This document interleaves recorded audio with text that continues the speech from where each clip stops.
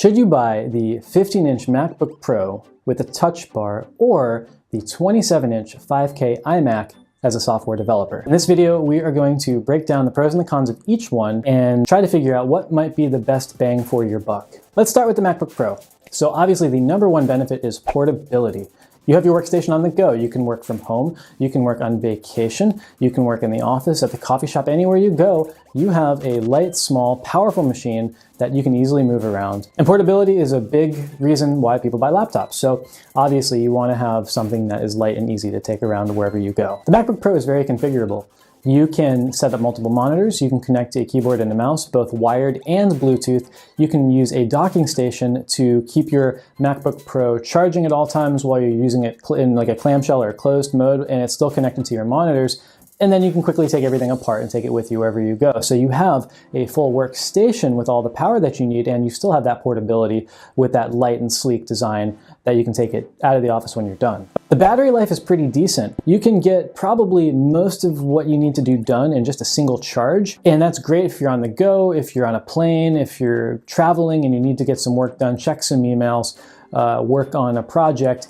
It's nice to know that this laptop has pretty decent battery life and you can get a lot done in just a single charge. Now here's a point a lot of people don't think about, and it's the resellability of the MacBook Pro. It's generally higher for a few different reasons. One, it's an Apple laptop and people tend to put a higher value on those, so MacBook Pros tend to sell a little bit higher after owning it for maybe 2, 3, or 4 years. The other reason to consider is it's small. If you keep the original box and the packaging that you have, it's easy to ship online or sell it locally. So right away, if a couple years pass and you want to sell your laptop to get a new one, it's nice to know that you can get some money back from your original investment and apply that towards an upgraded laptop going forward. Let's talk about the cons of the MacBook Pro. The number one con of the MacBook Pro is the price. It starts off at $2399 for the 15-inch Touch Bar MacBook Pro. And that's a couple $100s higher than the previous generation that came before it. So they're already putting on a little bit of a price premium compared to the previous models, and that's expensive starting off, and that doesn't even include tax and Apple Care and other accessories that you might need to buy or external monitors.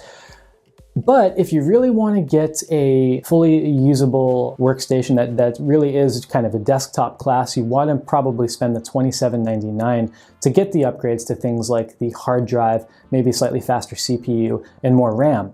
Now, like I mentioned, Apple Care is a must. If you're going to be spending this much money on this laptop, you need to buy Apple Care. And for the MacBook Pros, it's $379 for 3 years. But if you have an accident or something malfunctions, maybe there's something wrong with your screen or there's a cut in your charger cable, Apple Care usually covers most of those things, and over time it ends up paying for itself. So if you're going to be buying this laptop, you have to get Apple Care. So let's take your $23.99 or your $27.99, slap on another $379, and we still haven't added tax just yet. Let's talk about the keyboard. There's been a lot of complaints that Apple really missed the mark on the keyboard redesign. They really slimmed down the keyboard with the introduction of the MacBook a couple of years ago, and the same butterfly key structure has made its way into the MacBook Pros. So there's reduced travel time.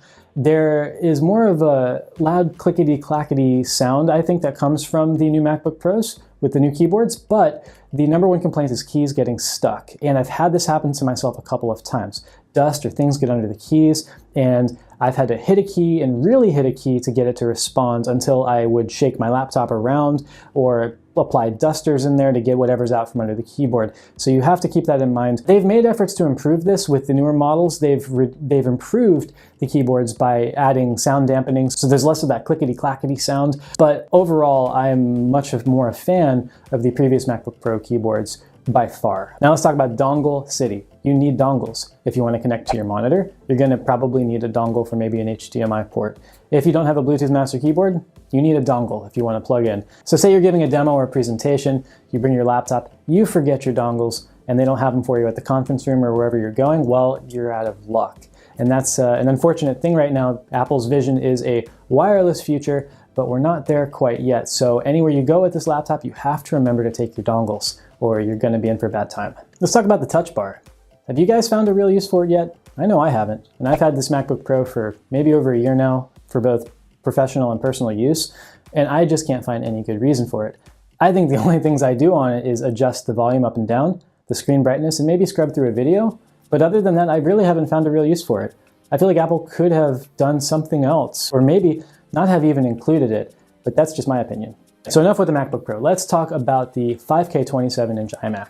So obviously one of the biggest benefits is that 5K 27-inch screen. It's beautiful, and it's really great for developers or designers who need high resolution and color accurate screens. Well, this computer has that for you, and you don't even need to buy an external monitor. It's already included in the computer. Third-party RAM is still configurable, so if you don't want to pay that Apple tax or that really expensive RAM upgrades, you can buy it third-party and you can install it in the back RAM cartridge tray right now in the current models. So if you want to save maybe $100 or $200, it's nice to know that these iMacs are still configurable in that sense, and the MacBook Pros are not. So if you want to upgrade your RAM on a MacBook Pro, you're going to have to pay that Apple Premium as compared to what you could get with third-party RAM for the iMac.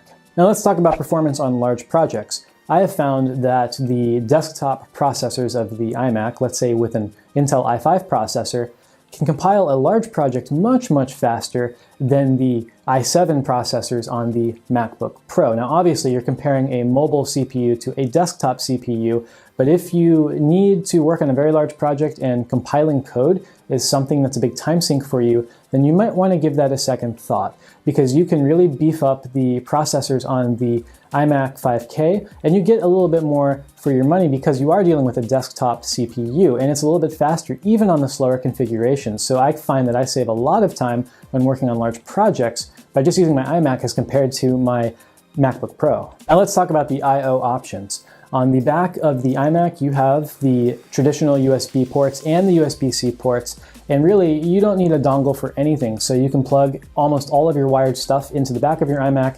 You can obviously pair things with Bluetooth, so it's just nice not having to remember you need a dongle everywhere you go. This one's more of personal preference, but I think you can have a nice minimalistic desk setup with the 5K iMac.